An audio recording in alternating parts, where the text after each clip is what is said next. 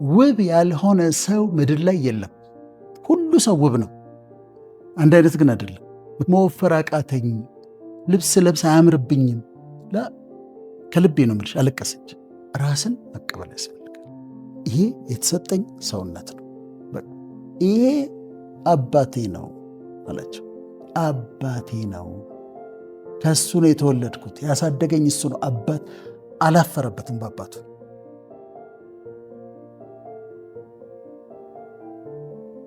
በምድር ላይ ስንኖር በጣም ከሚጠቅሙን ነገሮች አንዱ ራሳችንን መቀበላችን። ራሳችንን ሙሉ በሙሉ መቀበል ይጠቅመናል። ከውጭ ልጀምርና አሁን የተለያየ ሀገር ስንሄድ እኔ ሰዎች ይጠይቁኛል። አንዳንዱ ሜክሲካን ነህ ይላሉ፣ አንዳንዱ ፓኪስታን ነህ ይላሉ ገዛ ሲያገኙሽ። ከዛ እኔ ኢትዮጵያዊ ነኝ እላለሁ፣ ኢትዮጵያዊ ነኝ። ስለዚህ ኢትዮጵያዊነቴን በመቀበል እጀምራለሁ ከውጭ ስንጀምር። ከዛ የተገኘንበትን ቤተሰብ እንቀበላለን። የተገኘንበት ቤተሰብ አለ። ድሃ ሊሆን ይችላል፣ ሀብታም ሊሆን ይችላል፣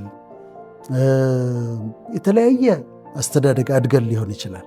ግን ቤተሰባችንን እንቀበላለን። የተገኘንበትን ቤተሰብ ራሳችንን ስንቀበል አንድ ምሳሌ ልንገርሽ። ዶክተር ጌታቸው ቦሎዲያ ሕክምና ፋክልቲ ውስጥ ባዮኬሚስትሪ ያስተምረን ነበረ። በሕይወት የለም። እንደውም ሲያልፍ ታሪኩን የኛ ግራጁዌሽን ቡክ ላይ ጻፍኩት እኔ ነኝ። እና ኢስት አፍሪካ ውስጥ አለ የሚባል በፊልዱ በባዮኬሚስትሪ በጣም የታወቀ ሰው ነበር። ሁለት ነበሩ። አንድ እሱ ነው፣ ሌላ ግብፃዊ ነበረ። በጣም ታዋቂ፣ በጣም የተከበረ ባዮኬሚስት ነበር። እኛ በጣም እንወደዋለን። ኮሚክ ነው፣ ይቀልድብናል፣ ሁሌ ዘናጭ ነው። እንዲህ በተርፍላይ ነች የሚያረጋት። በተርፍላይ አድርጎ በትር ይዛል። በትሩ እንዲያሽከረከረ ነው የመጣው። መነጽር አለችው፣ እንደዚህ ብሎ ነው የሚያይሽ።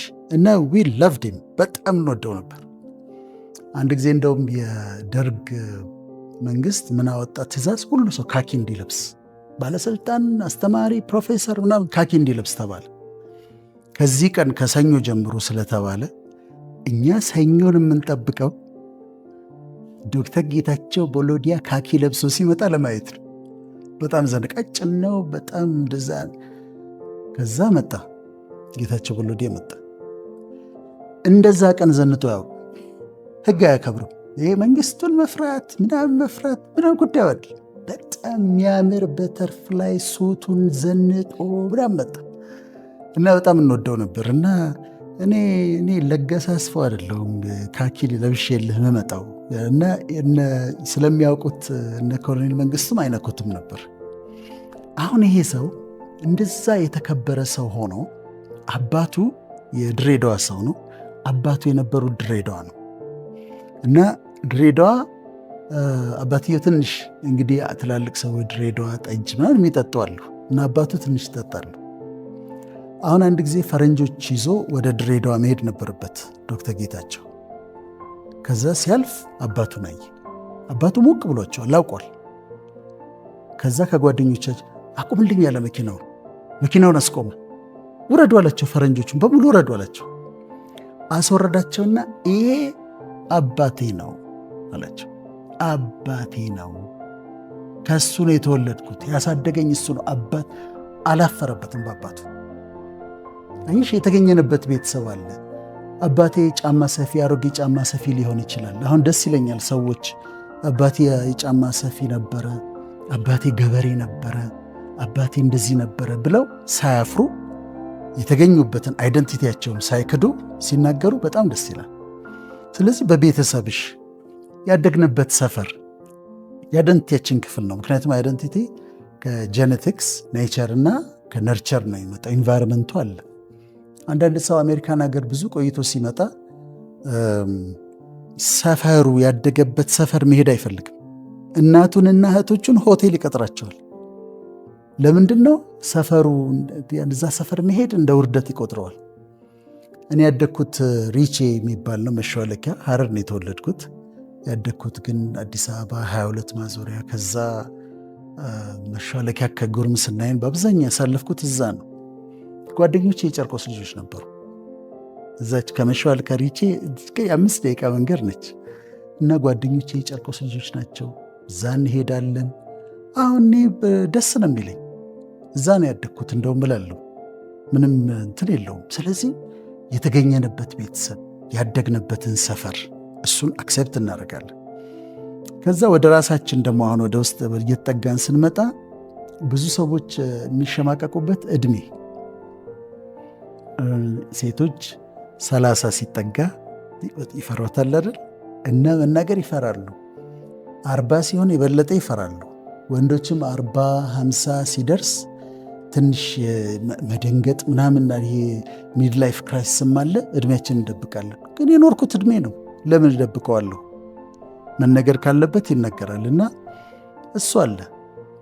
ከዛ የፊዚካል አፒራንሳችን የተሰጠኝ ቦዲ አለ፣ የተሰጠኝ ሰውነት አለ። ራስን መቀበል ስንል ይሄ ፊዚካል አፒራንሴ አካሌ አለ። አንዳንድ ጊዜ ሰዎች በጣም ቀጭን ስለሆኑ ይሳቀቃሉ፣ ወፈር ስላሉ ይሳቀቃሉ። አንድ ጊዜ ምን ገጠመኝ፣ አሜሪካን ሀገር አንዲት ልጅ ካውንስሊንግ እፈልጋለሁ፣ ላናግርህ እፈልጋለሁ አለች። እሺ አልኩት። ከዛ አግኝቻት ዋናውን ችግሯን ልትነግረኝ ስትጀምር ቀጭን ነች፣ ስሊም ነች በጣም።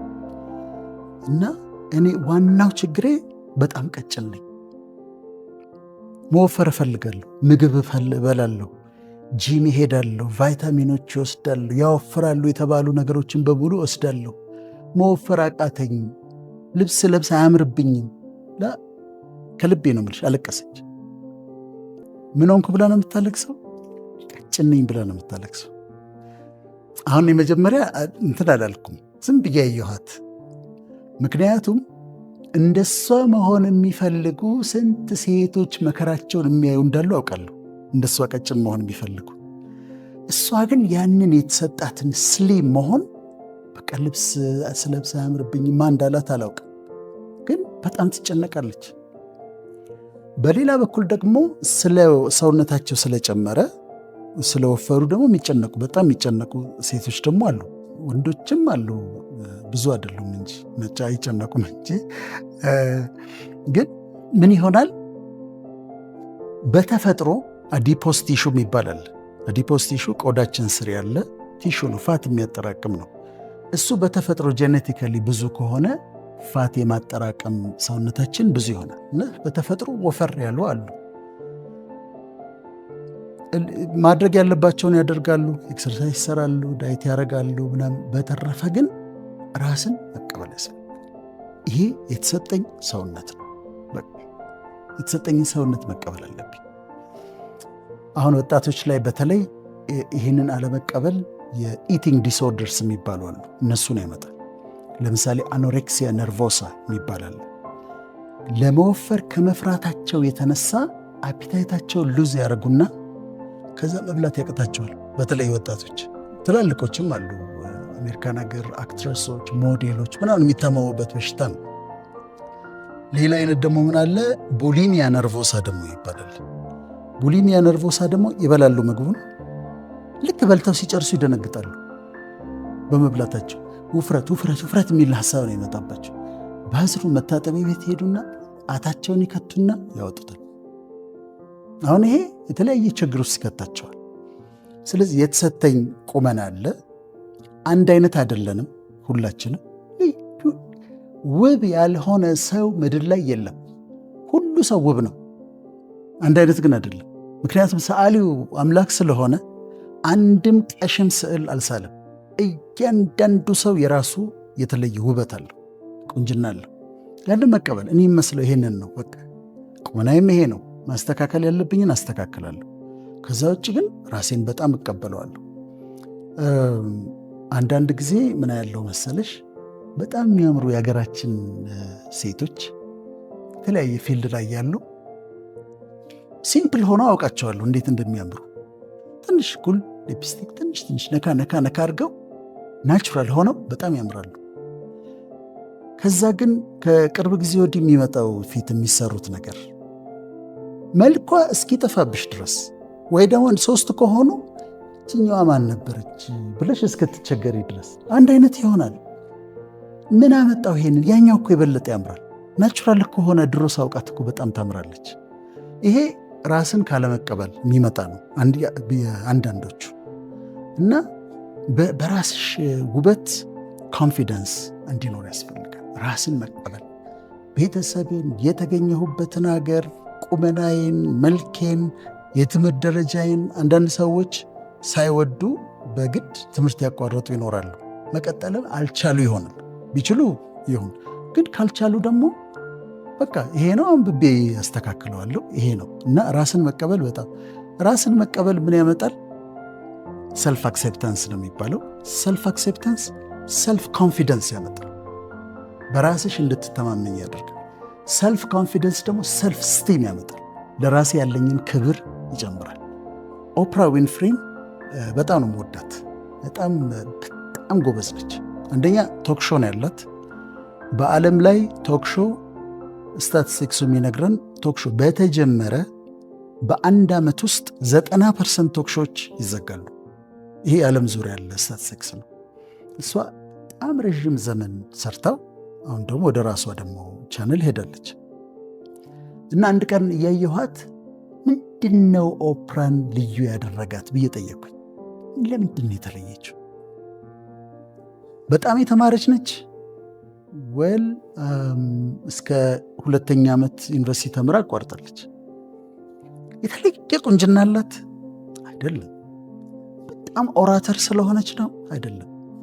ግን ኦፕራ ዊንፍሪ ራሷን 100% የተቀበለች ሴት ነች። ሰልፍ አክሴፕተንስ አላት።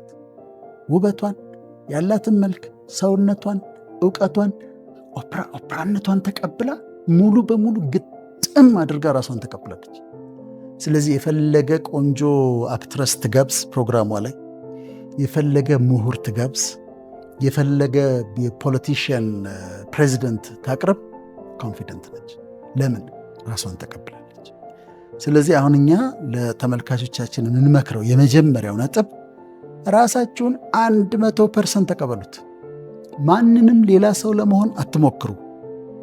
ራሳችሁን ተቀበሉና ራሳችሁን ሆናችሁ ኖሩ ነው የምለው። እኔ ለውጥ ብትይኝ የትኛውም ሰው እኔ ትልቅ ስለሆንኩኝ አይደለም፣ ግን ከማንም ሰው ጋር አልለዋወጥም። በቃ ይህን ሰውዬ ተቀብየዋለሁ። እና እሱ ለህይወት ሰክሰስ ከሚረዱን የመጀመሪያው ነጥብ ማለት ነው።